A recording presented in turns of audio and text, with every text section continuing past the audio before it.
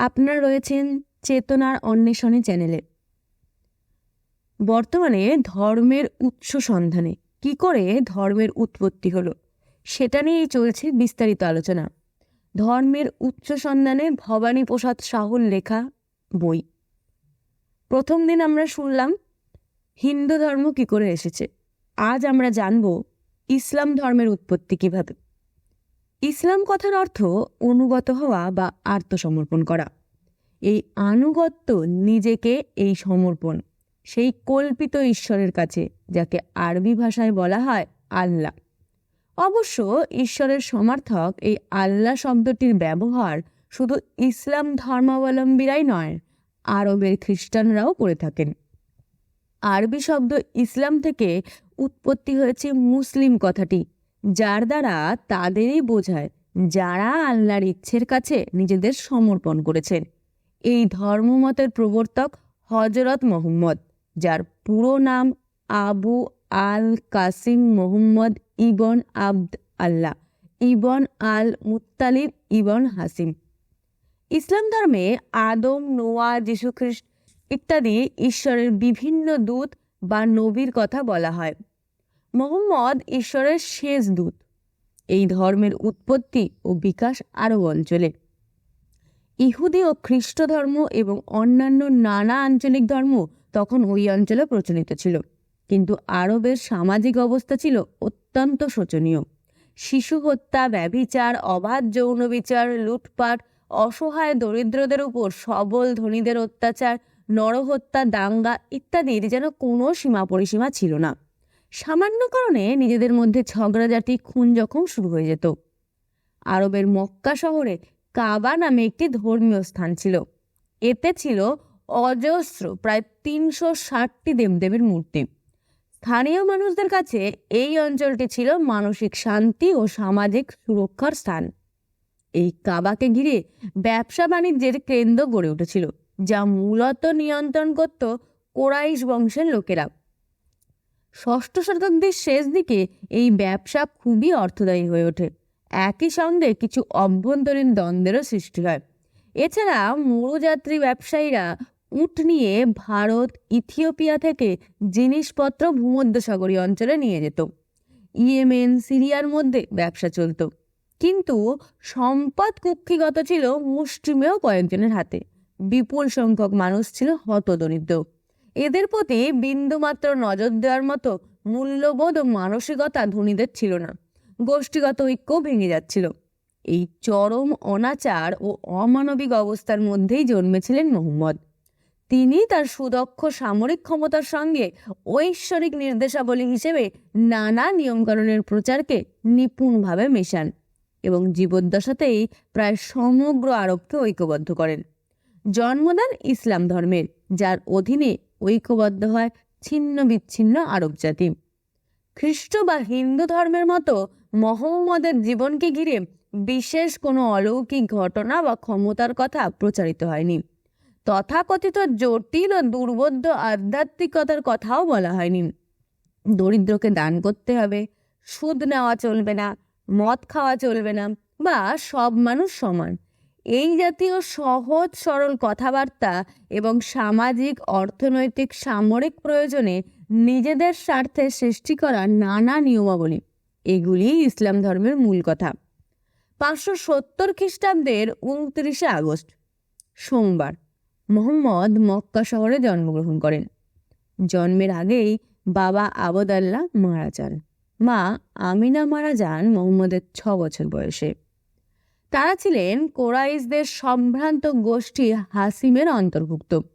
তার ঠাকুরদা ছিলেন এই হাসিম গোষ্ঠীর নেতা। ইনি মারা যাওয়ার পর মুহাম্মদ কাকা আবু তালিবের কাছে থাকেন। মুহাম্মদ ছিলেন নিরক্ষর, ছোটবেলায় মেষ চড়াতেন। বড় হয়ে কাকার সঙ্গে ব্যবসায় সিরিয়াতে যাতায়াত করেন। 595 সাল নাগাদ এমনই এক ব্যবসায়িক যাত্রায় খাদিজা নামে এক ধনী ব্যবসায়ী মহিলার সঙ্গে মুহাম্মদ পরিচিত হন। 40 বছর বয়সী এই মহিলা মুহাম্মদের দ্বারা এমনই প্রভাবিত হন যে শেষ অবধি তারা বিয়ে করেন। তাদের 2 ছেলে, তারা অকালে মারা যান, আর হয়েছিল 4টি মেয়ে। ব্যবসায়িক কাজকর্মের সঙ্গে সঙ্গে 610 সালের কাছাকাছি সময়ে মোহাম্মদ মক্কার 3 মাইল দূরে হেরা পর্বত গুহায় মাঝে মাঝে নির্জনে সময় কাটাতে থাকেন। এই সময়ই একদিন দেবদূত গ্যাব্রিয়েলের তিনি দর্শন পেয়েছেন বলে তার মনে হয় এবং শোনেন দেবদূত যেন তাকে বলছেন, তুমি ঈশ্বরের দূত। এরপর থেকে মৃত্যু অবধি মাঝে মাঝে এমন দৈববাণী বা ঈশ্বরের নির্দেশ তিনি শুনেছেন বলে বলা হয়। গ্যাব্রিয়েল দর্শনের পর মোহাম্মদ অত্যন্ত অস্থির হয়ে পড়েন। স্ত্রী তাকে আশ্বাস দেন ও শান্ত করেন। এরপর এ ধরনের দর্শন তিনি আর পাননি, যদিও বাণী শুনেছেন। এনসাইক্লোপিডিয়া ব্রিটানিকা অনুসারে এই ধরনের অস্বাভাবিক অনুভূতির সময় মাঝে মধ্যেই তার শরীর ঘেমে ঠান্ডা হয়ে যেত। এ ধরনের ঘটনা থেকে এটি অনুমান করা হয়েছিল যে তার মৃগী রোগ ছিল। অবশ্য বর্তমানে এটি চূড়ান্ত প্রতিষ্ঠিত মত নয়। মাঝে মাঝে কোনো বাণী ছাড়াও তিনি ঘণ্টাধ্বনি শুনতে পেতেন। প্রসঙ্গত উল্লেখ করা যায় যে মৃগী রোগের রোগীদের মধ্যে অবাস্তব মিথ্যা নানা অনুভূতি ঘটতে পারে, যেমন যা নেই তা দেখা, শোনা ইত্যাদি। এরপর বাণী মোহাম্মদ একবার শুনেই মুখস্থ করে ফেলতে পারতেন। পরবর্তীকালে স্ত্রী খাদিজার খ্রিস্টান ভাই ওয়ারাকার সাহায্যে এইসব বাণীর তিনি ব্যাখ্যা করেন। দেখা যায় ইহুদি ও খ্রিস্ট ধর্মের এবং অন্যান্য স্থানীয় বিশ্বাসের অনেক কিছুর সঙ্গে এগুলির মিল রয়েছে। 613 সাল থেকে মোহাম্মদ এইসব বাণী প্রকাশ্যে প্রচার করতে থাকেন।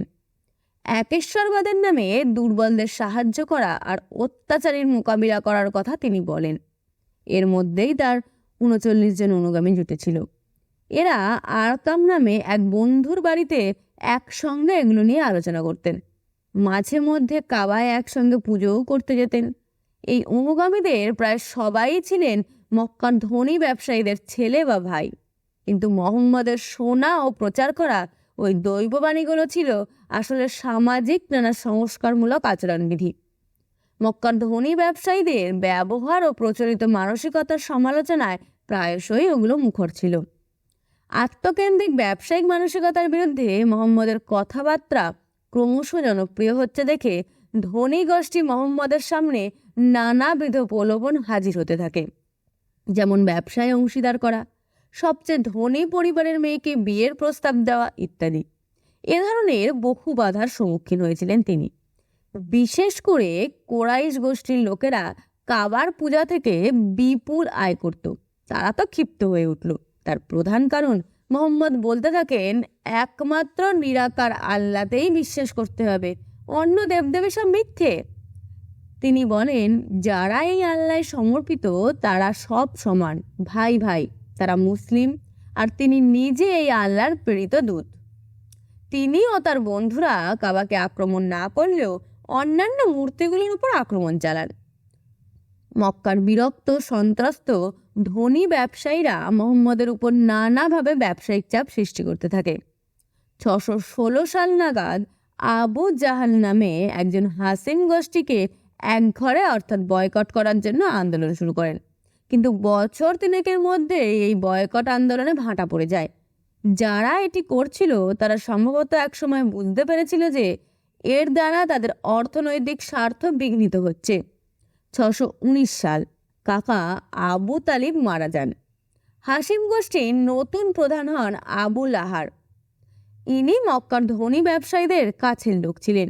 এর যোগসাজশে হাসিম গোষ্ঠী মোহাম্মদকে আশ্রয় ও নিরাপত্তা না দেওয়ার সিদ্ধান্ত নেয়। ফলে মোহাম্মদ ও তার অনুগামীরা যে কোনো সময় আক্রান্ত হওয়ার আশঙ্কা করতে থাকেন। তারা তখন পাশের শহর আট তাইফে চলে যান, কিন্তু এখানে তার মত গ্রহণ করার লোক পাওয়া গেল না।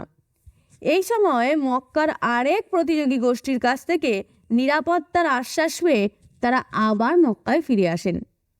619 সালে স্ত্রী খাদিজাও মারা যান। 620 সাল নাগাদ মোহাম্মদ দূরের শহর মদিনার লোকজনের সঙ্গে কথাবার্তা চালাতে থাকেন। 621 সালে মদিনা থেকে 12 জন ব্যক্তি কাবায় তীর্থ করতে এসে মোহাম্মদের সংস্পর্শে আসেন এবং মোহাম্মদের অনুগামী অর্থাৎ মুসলিম হন। 622 জুন মাসেও 2 জন মহিলা সহ 75 জন এভাবে এসে মুসলিম হয়ে যান। এরা মোহাম্মদকে নিজের আত্মীয়ের মতো রক্ষা করার অঙ্গীকার করেন মদিনায় ছিল মরুদ্যান, ছিল কৃষিজীবী মানুষ, ছিল ইহুদি ও অন্যান্য নানা উপজাতি গোষ্ঠী। এদের মধ্যে মারামারি লেগেই ছিল। 618 সালে এখানে রক্তক্ষয়ী ভয়াবহ যুদ্ধ হয়। এই অস্থির ও অনৈতিকভাবে চরম বৈষম্যমূলক সামাজিক পরিমণ্ডলে মোহাম্মদ বন্ধু আবু বকরকে নিয়ে 622 সালের 24শে সেপ্টেম্বর চলে আসেন। প্রথম 5 বছর তার কর্তৃত্ব এখানে প্রতিষ্ঠিত হয়নি। ইহুদিরাও তাকে নবী হিসেবে অস্বীকার করেন, তবে মদিনায় তার অনুগামীরা তাকে জমি জায়গা দিয়েছিল। মোহাম্মদ এই জায়গায় একটি বাড়িও করেন। এই বাড়িটি পরে মদিনার বিখ্যাত মসজিদে রূপান্তরিত হয়েছে। মদিনায় তার প্রথম 18 মাস এভাবে একটু গুছিয়ে নিতেই কেটে গেছে। এরপর ধীরে ধীরে মোহাম্মদ তার অনুগামীদের নিয়ে নিজের শক্তি ও ক্ষমতার প্রতিষ্ঠা করতে থাকেন। পরে কিছু ধনী ও প্রভাবশালী লোক এবং ভালো সংখ্যার দরিদ্র ও কৃতদাস তার ধর্মমত গ্রহণ করেন। ওই সময়ে মক্কার ব্যবসায়ীরা একসঙ্গে দল বেঁধে সিরিয়া সহ অন্যত্র ব্যবসা করতে যেতেন। সারি সারি উটের পিঠে পণ্য চাপিয়ে মরুভূমির মধ্যে দিয়ে তারা পথ চলতেন। সঙ্গে থাকতো অস্ত্রশস্ত্র, কারণ দস্যুদের আক্রমণ ছিল প্রায় নিত্য নৈমিত্তিক ঘটনা। তাদের মোকাবিলা করেই ব্যবসা চালাতে হতো। মদিনার সঙ্গে মক্কার অর্থনৈতিক প্রতিযোগিতা ও সামাজিক শত্রুতাও ছিল। 623 সালের মধ্যে মোহাম্মদ নিজে এভাবে 3 বার হানা চালান, কিন্তু ব্যর্থ হন। অবশেষে 624 জানুয়ারিতে ইয়েমেন থেকে প্রত্যাগত একটি ব্যবসায়ী দলের ওপর মোহাম্মদ স্বল্প সংখ্যক লোক নিয়ে আক্রমণ চালান এবং সফলও হন।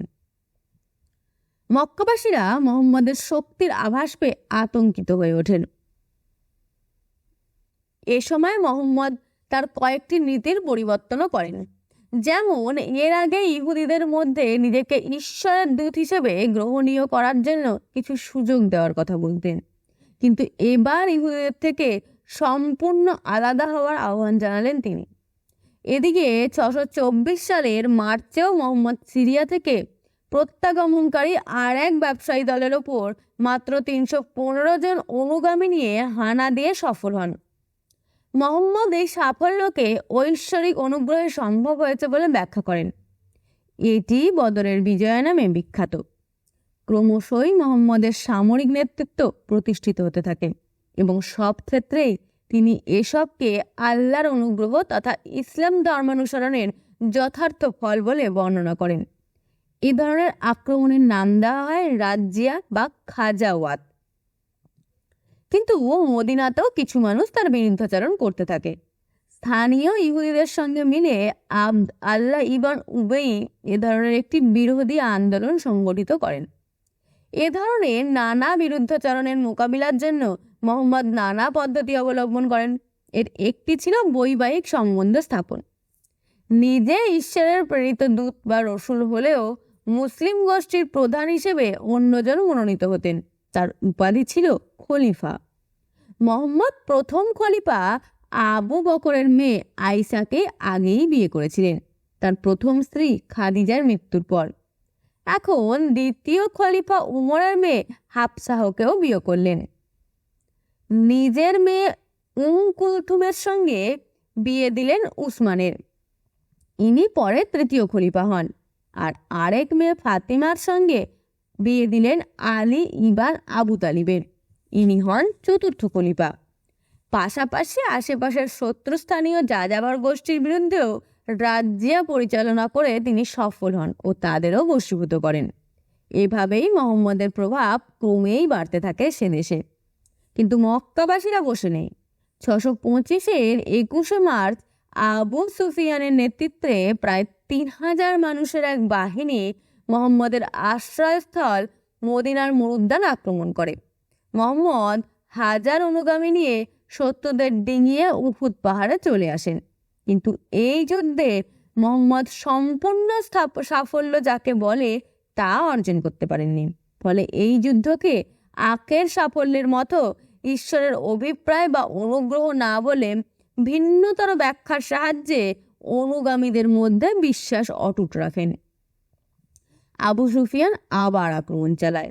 মোহাম্মদ চারপাশে পরীক্ষা করে দক্ষ সামরিক নেতৃত্ব দেন এবং এবারেও সফল হন। এই সাফল্যের পর মোহাম্মদ অনায়াসে মক্কা আক্রমণ করতে পারতেন, কিন্তু তিনি তার দূরদর্শিতার পরিচয় দেন এ ধরনের আক্রমণে না গিয়ে। তিনি মক্কাবাসীর স্বেচ্ছা আনুগত্যের জন্য অপেক্ষা করেন। পাশাপাশি তিনি এও বোঝেন আরব গোষ্ঠীরা নিজেদের মধ্যেই যদি রাজ্য চালাতে থাকে তবে তা নিজেদের শক্তিকেই অক্ষয় করবে। ইতিমধ্যে মোহাম্মদ কুবাইজার ইহুদিদের আক্রমণ করে পরাজিত করেন। ভিন্ন ধর্মাবলম্বী তথা কাফের হিসেবে অভিহিত করে নতি স্বীকার করা সমস্ত পুরুষ ইহুদিদের নৃশংসভাবে হত্যা করেন এবং তাদের নারী ও শিশুদের কৃতদাস হিসেবে বিক্রি করে দেন। পরে 628 সালে উৎসর্গ করার জন্য জীবজন্তুদের নিয়ে মোহাম্মদ মক্কার উদ্দেশ্যে যাত্রা করেন, কিন্তু অনুগামীর সংখ্যা আশানুরূপ হয়নি, ছিল মাত্র 1600 জন। মক্কাবাসীরা তাকে বাধা দেওয়ার সিদ্ধান্ত নেন। ফলে মোহাম্মদ মক্কায় না ঢুকে আল হুদাইরিয়া শহরে অপেক্ষা করতে থাকেন এবং অবশেষে মক্কাবাসীদের সঙ্গে একটি চুক্তি স্বাক্ষরিত হয় যে 629 সাল থেকে মক্কার কাবায় তীর্থ করতে যাওয়া হবে। এর কয়েক মাস পরে মোহাম্মদ খাইবার মরুদ্যানের ইহুদিদের আক্রমণ করে পরাজিত করেন, তাদের খেজুর উৎপাদনের অর্ধেক কর হিসেবে দিতে বাধ্য করেন। মোটামুটি এই সময়ই মোহাম্মদ আবার দুজনকে বিয়ে করেন। উস হাসিবা নামে ইথিওপিয়ায় মারা যাওয়া এক মুসলিমের বিধবাকে এবং মক্কায় তার কাকা আল আব্বাসের শালিকা ময়মুনহাকে। এদিকে 629 সালের নভেম্বর মাসে চুক্তি লঙ্ঘন করে মক্কা থেকে আবার আক্রমণ চালানো হলে মোহাম্মদ 10,000 লোক নিয়ে মক্কা অভিযান করেন 630 সালের জানুয়ারি মাসে। মক্কাবাসীরা এবার নতি স্বীকার করেন এবং বহুজন ইসলাম ধর্ম গ্রহণ করেন। মোহাম্মদ 15 থেকে 20 দিন মক্কায় থাকলেন, কাবার সমস্ত মূর্তি ধ্বংসও করলেন এবং মক্কার শাসন সংক্রান্ত শৃঙ্খলাদি ফিরিয়ে আনলেন। ধনী মক্কাবাসীদের বাধ্য করলেন দরিদ্র মুসলিমদের মধ্যে অর্থদান করতে। এছাড়া বিভিন্ন যাযাবর গোষ্ঠীকেও পরাভূত করলেন। এইভাবে সমগ্র আরব অঞ্চলে মোহাম্মদ সামরিকভাবে সবচেয়ে শক্তিশালী ব্যক্তি হিসেবে প্রতিষ্ঠিত হলেন। সমসাময়িক আরও কিছু ঘটনাও তার এই প্রতিষ্ঠাকে সাহায্য করে। যেমন 627 থেকে 628 সালে বাইজান্টাইন সাম্রাজ্য পারস্য সাম্রাজ্যকে পরাজিত করে। ফলে পারস্য উপসাগরীয় অঞ্চলের ইয়েমেন ও অন্যান্য স্থানের যারা পারস্য সাম্রাজ্যের উপর নির্ভরশীল ছিল তারা মুহাম্মদের সাহায্য নেয় ও আনুগত্য গ্রহণ করে। আবার 630 সালে মোহাম্মদ তার সর্ববৃহৎ রাজ্জিয়া চালান সিরিয়া সীমান্তে। 30,000 লোক নিয়ে তিনি সিরিয়া অধিকার করেন। সিরিয়ায় অনেক খ্রিস্টান ছিল, ফলে খ্রিস্টানদের সঙ্গে মোহাম্মদের প্রারম্ভিক সখ্যভাব শত্রুতায় পর্যবসিত হয়। 631 সালে আরবের অন্যান্য অঞ্চলের আরও বহু গোষ্ঠীর নেতায় দূত মারফত মোহাম্মদের আনুগত্য স্বীকার করেন। ইরাকেও তার প্রভাব বিস্তৃত হয়। এইভাবে নিজের সামরিক দক্ষতা এবং একই সঙ্গে অর্থনৈতিক, ব্যবসায়িক, সামাজিক স্বার্থের সঙ্গে জড়িত নতুনতর উদার ধর্মমতের সাহায্যে মোহাম্মদ বিশাল আরব অঞ্চলের মধ্যে ঐক্য প্রতিষ্ঠা করেন। কিন্তু এদিকে তার শরীরও ভেঙে আসছে। 631 সালের মার্চ মাসে মোহাম্মদ মক্কায় তার জীবনের শেষ হজ অর্থাৎ কাবা দর্শন করেন। এরপর 632 সালের 8ই জুন মদিনায় তিনি শেষ নিঃশ্বাস ত্যাগ করেন। মোহাম্মদের মৃত্যুর পর 637 সালে আবার ক্ষমতার লড়াই শুরু হয়। মোহাম্মদের প্রত্যক্ষ সহচরদের সংখ্যা কমে যায়। এদের অনেকেই মোহাম্মদের প্রচারিত বাণীগুলো মুখস্থ রেখেছিলেন। তখন মোহাম্মদের আরেক সঙ্গী জায়েদ ইবন থাবিত কিছু কাগজে এইসব বাণী লিখে খলিফা উমরকে এবং উমরের মৃত্যুর পর তার মেয়ে হাফসাহকে দেন। কিন্তু বিভিন্ন এলাকায় বিভিন্নভাবে এইসব বাণী প্রচলিত ছিল। এসব দেখে খলিফা উসমান জায়েদ ইবন থাবিত সহ কয়েকজনকে দায়িত্ব দেন এসব বাণী সংকলিত করে একটি চূড়ান্ত রূপ দেওয়ার জন্য। হাফসাহেবের কাছ থেকে কাগজগুলি নিয়ে বহু সাক্ষ্য গ্রহণ করে তারা একসময় মোহাম্মদের বাণী তথা ঐশ্বরিক নির্দেশাবলী সংকলিত করেন। এই সংকলনই মুসলিমদের পবিত্র গ্রন্থ কোরআন শরীফ। সামরিক শক্তির সঙ্গে আধ্যাত্মিক চিন্তা মিশিয়ে মোহাম্মদ যে কাজ শুরু করেছিলেন তার মৃত্যুর পর তার অতি দ্রুত বিস্তার করতে থাকে। সামরিক ক্ষমতা ও অর্থনৈতিক আধিপত্য এবং একই সঙ্গে অন্য ধর্মাবলম্বীদের নির্মূল করার কোরআন অনুমোদিত স্বীকৃতি থাকার ফলে ইসলামী শাসক শ্রেণী তাদের ক্ষমতা বাড়ানোর জন্য সাধারণ মুসলিমদের আনুগত্য সহজে পেতে থাকে। দুর্বার গতিতে ইসলাম ছড়িয়ে যায়। মুহাম্মদের মৃত্যুর পর 20 বছরের মধ্যে বাইজান্টাইন ও পারস্য সাম্রাজ্য, লিবিয়া ও পারস্যের বিশাল এলাকা মুসলিম অনুগত হয়। সৃষ্টি হয় বিশাল ইসলামী সাম্রাজ্য। পরবর্তী 100 বছরে এটি স্পেন থেকে ভারত তথা দক্ষিণ পূর্ব এশিয়াতেও ছড়িয়ে পড়ে। ইসলাম ধর্মে মোহাম্মদকে শেষ নবী তথা রসুল হিসেবে স্বীকার করা হয় এবং কোরআনকে অভ্রান্ত অপরিবর্তনীয় হিসেবে বিশ্বাস করা হয় এবং এটি অতি অবশ্যভাবে পালনীয়। কিন্তু যে সামাজিক, অর্থনৈতিক তথা মানবিক কারণে মোহাম্মদের হাতেই ধর্মের সৃষ্টি, সেই সব কারণে এই ধর্মের নানা বিভাজনও হয়েছে, পরিমার্জনা করার চেষ্টাও করা হয়েছে। মোহাম্মদের মৃত্যুর পর মূলত ইমামতের বা নেতৃত্বের তথা ক্ষমতার লড়াই থেকে মুসলিমরা শিয়া ও সুন্নি এই দুটি বড় ভাগে বিভক্ত হয়। শিয়ারা সংখ্যালঘু, তারা হজরত আলীর পূর্ববর্তী খলিফাদের খলিফা হিসেবে মানেন না। তাদের মতে মোহাম্মদের প্রকৃত উত্তরসূরি হলেন তার কন্যা ফতিমার স্বামী হাসান হোসেনের বাবা, এই হজরত আলী ইবান আলু তালিমি। বিষ প্রয়োগে হাসানের এবং কারবালার প্রান্তরে হোসেনের নৃশংস মৃত্যুর পর এই বিভাজন আরও তীব্র হয়। অন্যদিকে সংখ্যাগুরু সুন্নিরা মোহাম্মদের উত্তরসূরিকে নির্বাচনের মাধ্যমে ঠিক করার পদ্ধতিকে সমর্থন করেন। আলী শিয়া গোষ্ঠীর প্রতিষ্ঠাতা হলেও এর এবং হজরত ফাতিমার বংশধরদের সমর্থকরা মোহাম্মদের সঙ্গে রক্ত সম্পর্ক বা আত্মীয়তা সূত্রে যুক্ত কাউকে নেতৃত্বে বসানোর ব্যাপারে আপোষহীন। এদের মতে মুসলিমদের প্রধান হবেন ইমাম, তিনি হবেন কোনো না কোনোভাবে মোহাম্মদের বংশধর। প্রকৃতপক্ষে পারস্য অঞ্চলের সামন্ত জমিদার ও কৃষক গোষ্ঠীরা ধর্মীয় বাতাবরণে শিয়া নাম নিয়ে আরব বিজেতাদের সঙ্গে সংগ্রামে লিপ্ত হয়। অর্থাৎ প্রথমে এই মতপার্থক্য ছিল মূলত অর্থনৈতিক ও রাজনৈতিক তথা ক্ষমতার দ্বন্দ্ব, পরে তাতে কিছু ধর্মীয় দিকও যুক্ত করা হয়। ইরানে শিয়ারা সুপ্রতিষ্ঠিত, এদের 11 ইমামের কথা অবধি জানা যায়, কিন্তু 9ম শতাব্দীতে দ্বাদশ ইমাম নাকি কোথাও আত্মগোপন করেছেন, এখনও করে আছেন এবং একদিন মুক্তিদাতা হিসেবে আবির্ভূত হওয়ার অপেক্ষায় আছেন। এই বিশ্বাস থেকে শিয়ারা একটি উপবিভাগ সৃষ্টি করেন। এটি ইরানের রাষ্ট্রীয় ধর্ম হিসেবে প্রতিষ্ঠিত।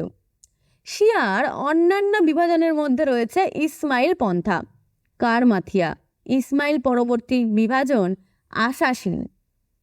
এদের ধর্মানুষ্ঠানের অবিচ্ছেদ্য অঙ্গ হচ্ছে হাসিস নামের রাগ, যেমন বৈদিক যুগে ছিল সোমরস, লেবাননের ড্রুজ ইত্যাদি।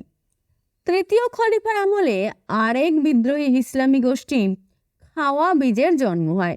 এরা ছিল উগ্র ধর্মান্ধ, পাশাপাশি ছিল ধর্মশীতির মুরুজিয়া।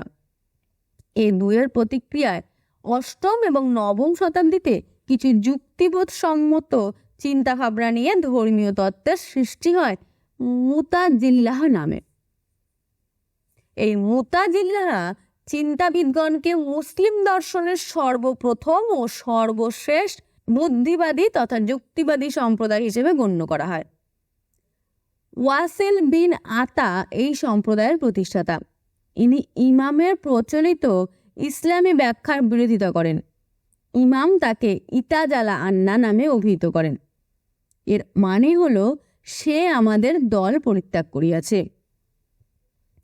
এর থেকেই ওয়াসিল বিন আতা প্রতিষ্ঠিত সম্প্রদায়ের নাম হয় মুতাজিল্লাহ, যার মানে পরিত্যাগকারী। ইসলামী শিক্ষা থেকে এদের সৃষ্টি হলেও এরা পরে গ্রিক দর্শন দ্বারা প্রভাবিত হন এবং প্রচলিত ইসলামী চিন্তার অনেক ক্ষেত্রে তাদের বিরোধিতাও লক্ষ্য করা যায়।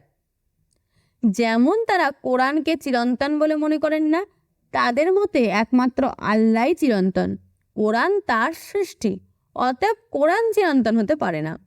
এ ধরনের বক্তব্য কিন্তু গোঁড়া মুসলিমদের বিশ্বাস বিরোধী। এভাবেই মুতাজিল্লাহদের মতে ঈশ্বর বা খোদার গুণাবলী খোদার সত্তা থেকে স্বতন্ত্র নয়, অভিন্ন। এরা মানুষের ইচ্ছার স্বাতন্ত্র্য ও কর্মস্বাধীনতায় বিশ্বাসী এবং অদৃষ্টবাদকে এরা বর্জন করেন। এছাড়া এদের মতে ঈশ্বর বা খোদার দর্শন সম্ভব নয়। গোঁড়া মুসলমানেরা বিশ্বাস করেন যে পরকালে বিশ্বাসীরা খোদার দর্শন পাবে এবং অবিশ্বাসীরা এই দর্শন থেকে বঞ্চিত হবে। কিন্তু মুতাজিল্লাহদের মতে কোনো কালেই খোদার দর্শন সম্ভব নয়, কারণ তার কোনো আকার নেই।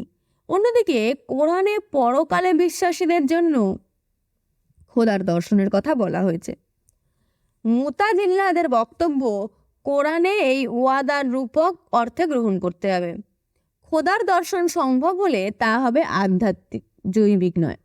এদের মতে খোদা কখনো অকল্যাণকর কিছু করতে পারেন না। অকল্যাণকর কিছু ঘটলে তা মানুষের কৃতকর্মের ফল। জগতের সৃষ্টি সম্পর্কে এরা কোরআনকে হুবহু গ্রহণ করেন না। কোরআনে বলা হয়েছে জগৎ এক বিশেষ মুহূর্তে সৃষ্টি হয়েছে। অ্যারিস্টটলের মতে জগৎ চিরন্তন। মুতাজিল্লাহরা বলেন জগৎ সৃষ্টির আগেও জগতের অস্তিত্ব ছিল, কিন্তু তা ছিল নিশ্চল নিস্তব্ধ অবস্থায়। খোদা এক সময় তাকে গতিশীল করেছেন ইত্যাদি। পরবর্তীকালে মুতাজিল্লাহ চিন্তাবিদদের মধ্যে নাজ্জাম প্রমুখের নাম বিখ্যাত। এছাড়া ইসলাম থেকে ইসমাইলপন্থী, বাহাইপন্থী এদেরও সৃষ্টি হয়। ঊনবিংশ শতাব্দীতে ভারতের পাঞ্জাবের মির্জা গোলাম আহমদ নামে একজন নিজেকে ঈশ্বরের দূত হিসেবে প্রচার করে ইসলাম ধর্মের কিছু পরিমার্জনা করেন এবং আহমদিয়া ধর্মমতের সৃষ্টি করেন। এরা ইসলাম, খ্রিস্টান, হিন্দু, বৌদ্ধ ইত্যাদি নানা ধর্মের মিলনের কথা বলেন। দ্বিতীয় বিশ্বযুদ্ধের পর আমেরিকার কৃষ্ণাঙ্গ মুসলিমরা নিজেদের সামাজিক অর্থনৈতিক আন্দোলনের সঙ্গে মিলিয়ে এলিজা মোহাম্মদের নেতৃত্বে প্রতিষ্ঠা করেন নেশন অব ইসলাম। পরে এর নাম হয় ওয়ার্ল্ড কমিউনিটি অব ইসলাম এবং সাম্প্রতিকতম নাম হয় আমেরিকান মুসলিম মিশন। এছাড়া শিয়া গোষ্ঠী থেকে দশম শতাব্দীতে ইরানে বা তখনকার পারস্যে জন্ম হয়েছিল সুফি মতের, যাতে অতীন্দ্রিয় রহস্যময় নানা কার্যকলাপের মধ্যে দিয়ে ব্যক্তিগতভাবে ঈশ্বরের সঙ্গে মিলিত হওয়ার পদ্ধতি অনুসরণ করা হয়। ভারতে ইসলাম ধর্মাবলম্বীরা প্রবেশের সময় এই সুফিরাও এদেশে আসেন। হিন্দু ধর্মের ভক্তি আন্দোলন বা গুরুবাদের সঙ্গে এদের কথাবার্তা ও কাজকর্মে স্পষ্ট মিল ছিল। ফলে এদেশে সুফিরা নিজেদের বিকাশের উপযুক্ত ক্ষেত্র খুঁজে পান। এদের অনুগামীরা ফকির, দরবেশ ইত্যাদি নামে অভিহিত। হিন্দু ধর্মের তথাকথিত নানা গুরু, অবতার বা বাবাজির মতো এরাও সম্মোহন ও আত্মসম্মোহন নানা প্রক্রিয়ার মধ্যে দিয়ে ওই কল্পিত পরম শক্তি তথা ঈশ্বরের কাছাকাছি যাওয়ার চেষ্টা করেন। সাধারণ সরল বিশ্বাসী মানুষ এদেরও এসব কাণ্ড দেখে ভয়ে ভক্তিতে বিহ্বল হয়ে পড়েন। এছাড়া ইসলাম ধর্মের সাম্যের কথাবার্তা এই সুফিরা যে আন্তরিকতার সঙ্গে বলেছেন ও বাস্তবে প্রয়োগ করেছেন, পরবর্তীকালের ইসলামের নেতৃস্থানীয়রা ওইভাবে করেননি। ফলে দরিদ্র কৃষক ও শ্রমজীবী মানুষের কাছে এই সুফিরা জনপ্রিয় ও গ্রহণীয় হন। অন্যদিকে সুফিদের কেউ কেউ প্রচলিত ইসলাম ধর্মের গোঁড়ামি ও অন্ধ আচারের প্রতিবাদী হিসেবেও তাদের চিন্তাভাবনার প্রসার ঘটান। তবে অধিকাংশই মানুষের সমাজ থেকে বিচ্ছিন্নভাবে জীবনযাপন করেন। উলেমা অনেকটা হিন্দুদের পুরোহিত স্থানীয়, শাসক, সুলতান বা বাদশার সহায়ক শক্তি। এই উলেমারা পাশাপাশি কোরআন তথা ধর্মের ঊর্ধ্বে ওঠার জন্য সুলতানের কোনো প্রচেষ্টাকেও নিয়ন্ত্রণ করেন। কোরআন শরিয়াতের ব্যাখ্যা উলেমারা করেন এবং স্বাভাবিকভাবেই শাসক গোষ্ঠীর স্বার্থে, কখনো শুধু নিজেদের স্বার্থে, আবার কখনো উভয়ের স্বার্থে সাধারণ মানুষের সামনে শরিয়তের নানা রকম ব্যাখ্যা দেওয়া হয়। ইসলাম ধর্মে মানবিক দিকই প্রধান। এতে জটিল কোনো আচার পদ্ধতিও নেই অলৌকিক কাণ্ড কারখানাও। এছাড়া একই ধর্মাবলম্বী সবাই ভাই ভাই সমান, এ কথাও বলা হয়।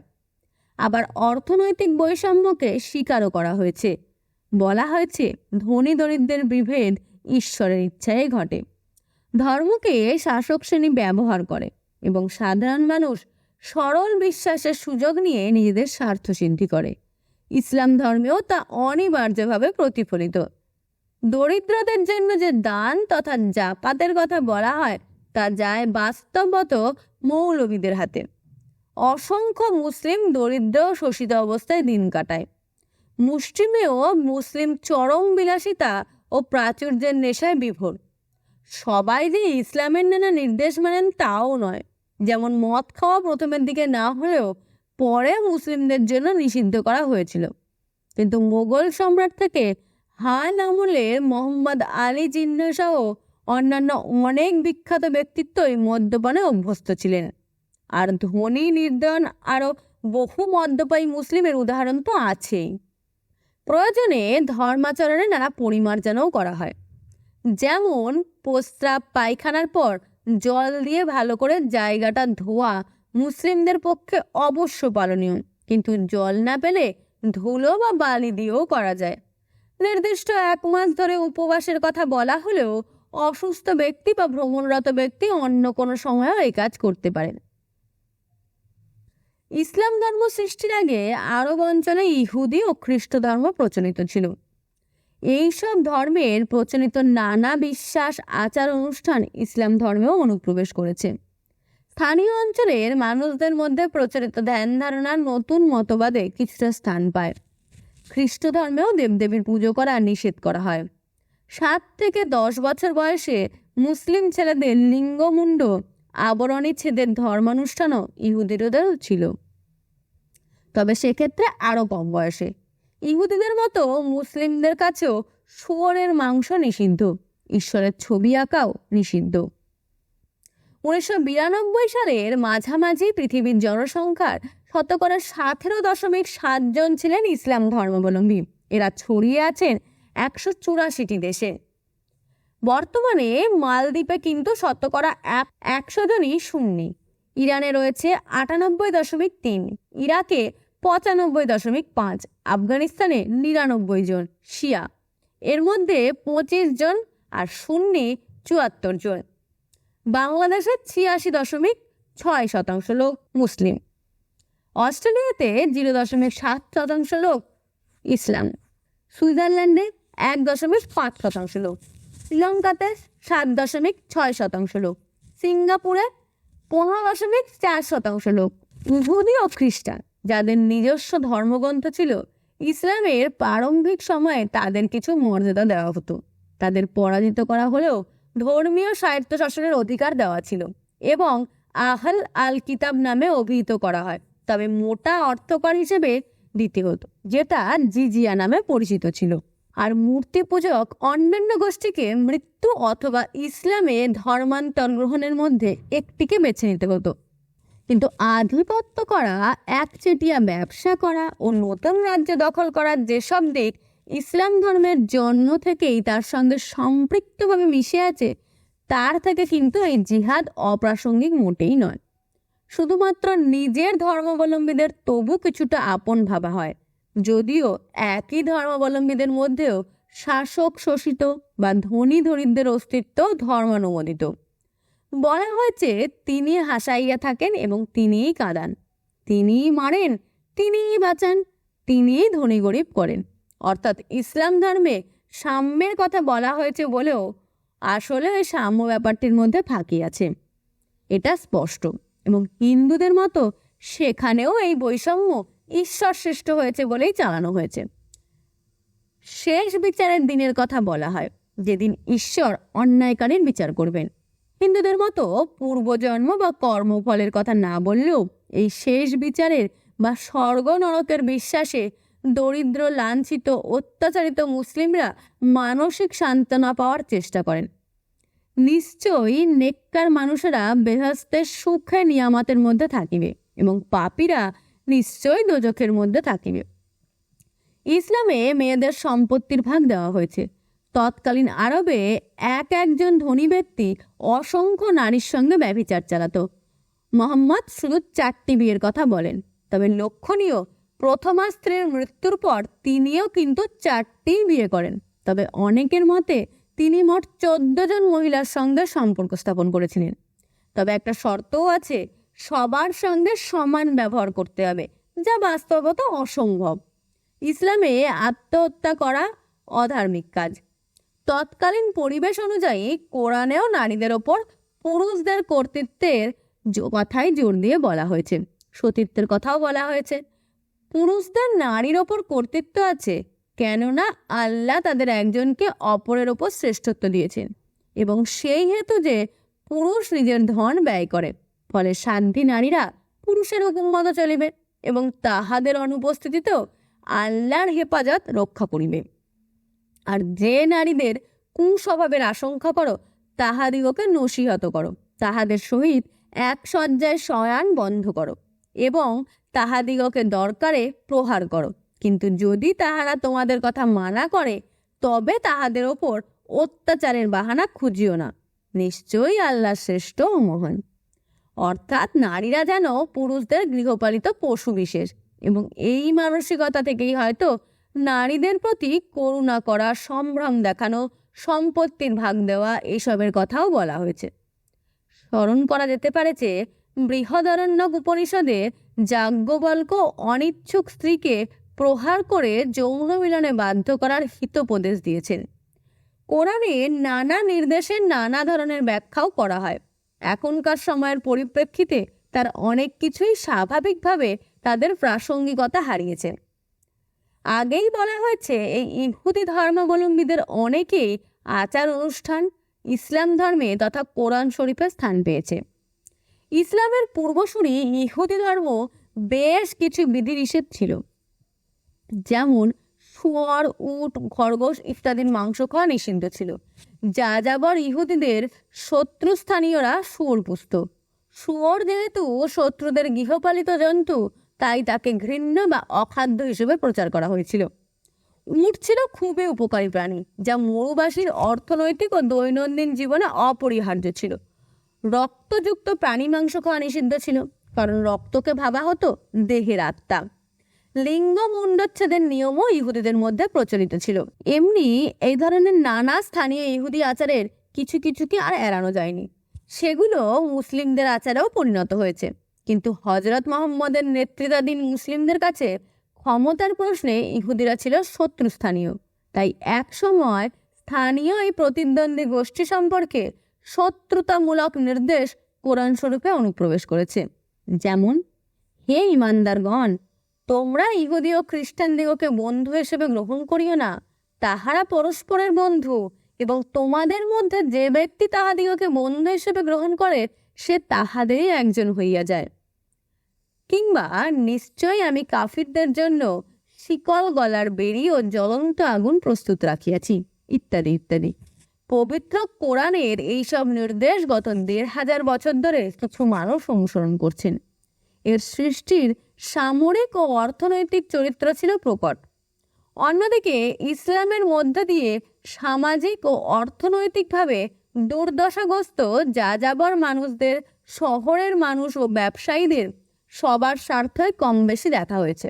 আবার অনেকের মতে এটি মূলত ছিল শহরের অভিজাত ও ধনীদের বিরুদ্ধে যাযাবর বেদুইনদের ক্ষমতা ও জায়গা দখলের লড়াই। ভিন্ন মতে মোহাম্মদের সামাজিক ভিত্তি ছিল মদিনার দরিদ্র কৃষিজীবী মানুষেরা। পরে বেদুইনরা তার সঙ্গে যোগ দিয়ে আন্দোলনের নির্ধারক ভূমিকা গ্রহণ করে। কোনো কোনো ঐতিহাসিক গবেষক ইসলাম ধর্মের মধ্যে মক্কার ধনী ব্যবসায়ীদের বিরুদ্ধে ক্ষুদ্র ও মাঝারি ব্যবসায়ীদের আন্দোলনের অস্তিত্ব লক্ষ্য করেছেন।